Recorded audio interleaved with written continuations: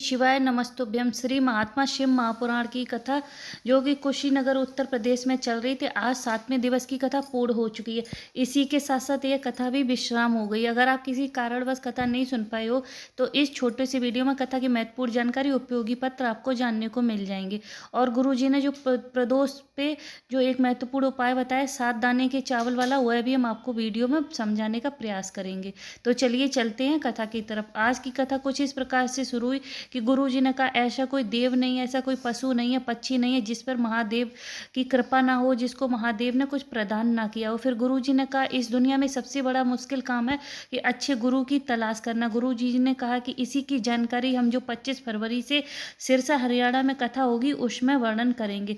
तभी मीना देवी जी पत्र लेकर आई। उन्होंने कहा, 28 साल से मेरे कोई भी संतान नहीं थी, सब मुझे बांझ बोलते थे, सब ताने मारते थे। फिर हमने आपकी कथा सुनी और हमने बाबा से प्रार्थना की। बाबा की कृपा का क्या वर्णन करूं कि अचानक मेरे पेट में दर्द हुआ। हमने सोचा ऐसे ही होगा, पर जब डॉक्टर को दिखाया तो डॉक्टर ने कहा मैं माँ बनने वाली। मेरी तो खुशी का ठिकाना नहीं हो रहा, क्योंकि 28 साल बाद मैं माँ बनने वाली थी।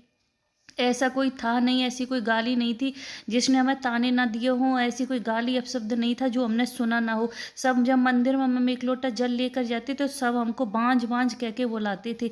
लेकिन बाबा की करुणा का क्या वर्णन करूं कि बाबा ने हमें तो भंडार भर दिया। बाबा ने 28 साल बाद हमको संतान दी।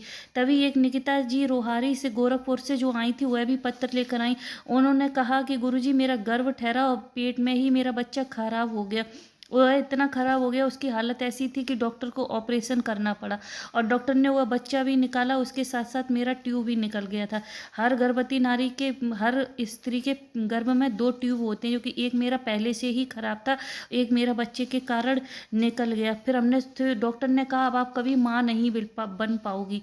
लेकिन हम बाबा की चढ़ी हुई एक बेलपत्री खाते थे, जल का आचमन करते थे, उसी से ही बाबा की कृपा से हमारे घर में भी बच्चे ने जन्म लिया। बाबा का धन्यवाद करने कथा पंडाल में आई हूँ। तभी गुरु जी ने कहा, जिस तरह हम स्वेटर बुनते हैं और 2 पल्लू को जोड़कर एक कर देते हैं, उसी तरह से भगवान का नाम जब हम लेते हैं तो भगवान भी हमारे मन को अपने मन से जोड़ लेते हैं और 2 से 1 हो जाते। फिर गुरुजी ने कहा कि जाने कितने सारे लोग हैं जो गंगा के किनारे पर कुछ ना कुछ बेचते हैं, पर वो कभी गंगा स्नान नहीं कर पाते, वहीं रहते हैं पर गंगा स्नान नहीं कर पाते।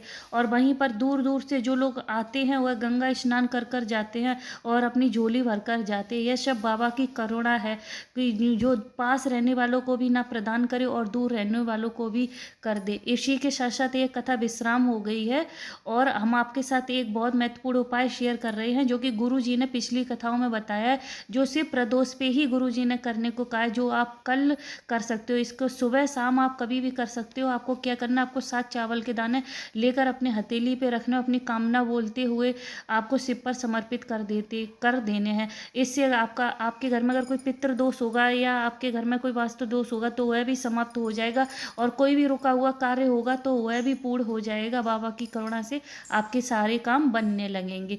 इसी के साथ कथा विश्राम हो गई है। कोई बोलने कहने में त्रुटि हुई हो तो उसके लिए क्षमा चाहते हैं। मिलते हैं 25 फरवरी को नई कथा के साथ। तब तक श्री शिवाय नमस्तुभ्यम। हर हर महादेव।